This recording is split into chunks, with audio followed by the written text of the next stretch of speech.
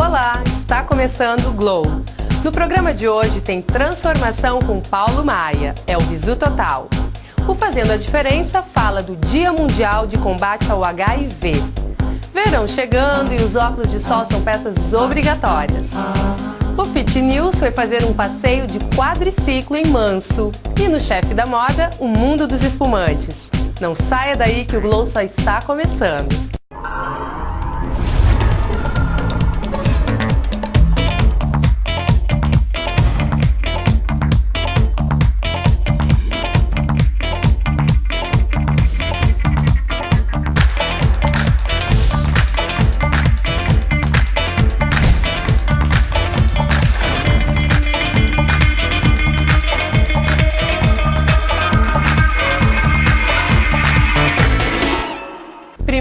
Dezembro é o Dia Mundial de Prevenção contra a AIDS. O Glow fala sobre prevenção e a luta contra o preconceito.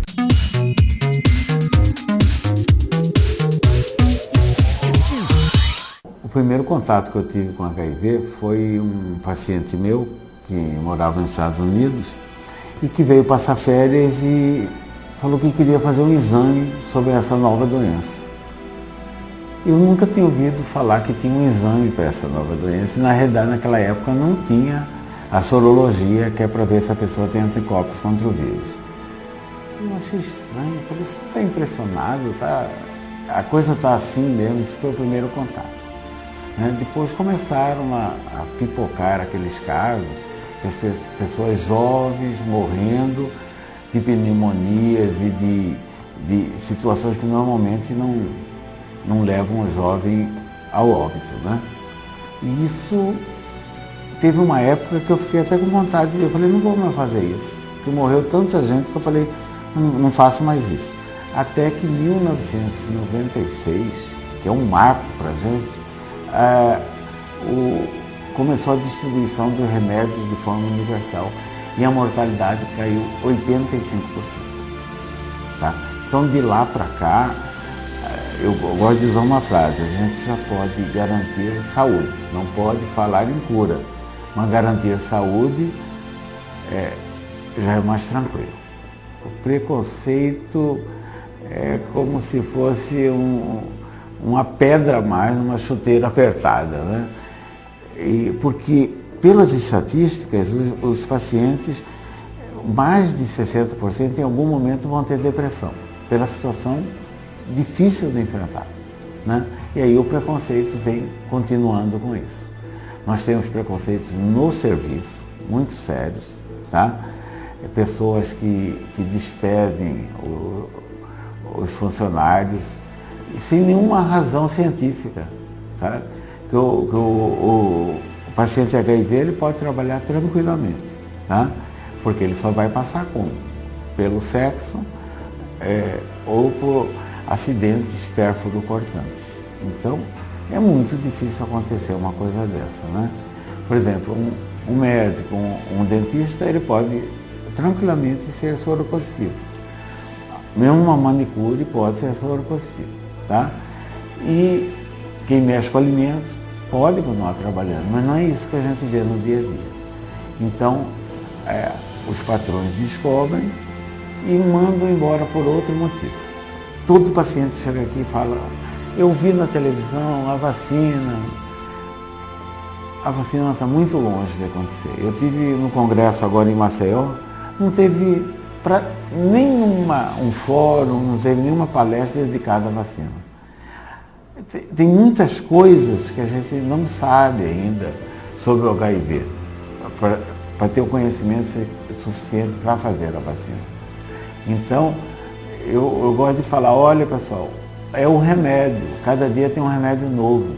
Nesses 2 anos, o consenso brasileiro aprovou mais 2 remédios que estão recuperando aqueles pacientes para qual o primeiro esquema falhou, né? O milagre está aqui, o milagre não é a vacina ainda. O melhor remédio é a prevenção e a gente está reparando um descuido muito grande. A camisinha, alguém pode falar que ela não é 100%, nada é 100% na vida, mas ela se aproxima de 98% de proteção. Sou Kátia Damascena, tenho 41 anos, tenho 3 filhos e vivo com HIV há 12 anos. Contraí o HIV numa relação conjugal, com um parceiro que convivemos durante 13 anos. Eu sabia, ele me contou tudo, né, logo que a gente começou a ficar junto, e isso não impediu que a gente continuasse a relação. Só que a gente achava que não tinha perigo nenhum, a gente usava camisinha, tudo. Um belo dia, o preservativo estoura e nós achamos que talvez não teria tanto perigo, porque ele, iludido como muitas outras pessoas naquela época, ele achou que estava curado. E disse para mim, não tem perigo, vamos transar sem camisinha. E a gente continuou. Quando foi uns 3 meses depois, começou a pintar um clima de preocupação. A gente resolveu fazer o exame de HIV. Eu não fui buscar o resultado. Só fui em julho, mais ou menos 7 meses depois do fatídico dia.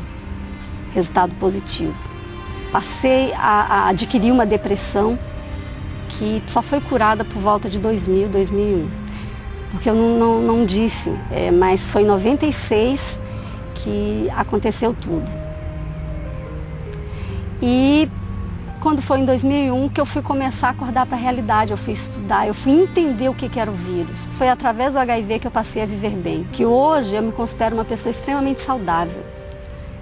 Tanto é que eu continuo a minha vida tranquilamente, apesar de tomar o coquetel, que às vezes não traz efeitos colaterais tão interessantes, ao contrário, são muito ruins. Eu tive 3 filhos, todos aceitam bem, inclusive para estar falando nessa condição de pessoa vivendo numa televisão, na mídia.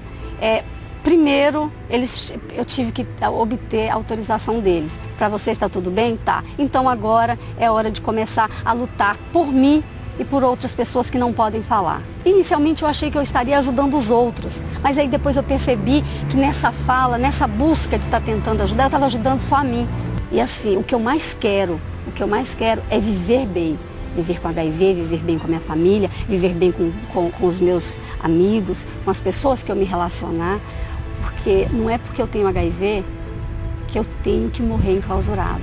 Ter HIV não nos faz diferente de ninguém, a não ser pelo fato de que nós temos que tomar medicação diariamente e numa eventual relação sexual usar preservativo, porque nós não somos ameaça para ninguém. É importante a gente saber que as pessoas podem nos aceitar do jeito que nós somos, porque HIV, ele mata, mas o que mais mata é o preconceito. Viver com AIDS é possível, com preconceito não. O preconceito ainda é a maior barreira na guerra contra a AIDS. O vírus do HIV não se transmite através de um abraço, de um sorriso ou de um aperto de mão. Não existe mais lugar para o preconceito no mundo. E lembre-se, o preservativo ainda é o meio mais eficaz de se evitar o contágio.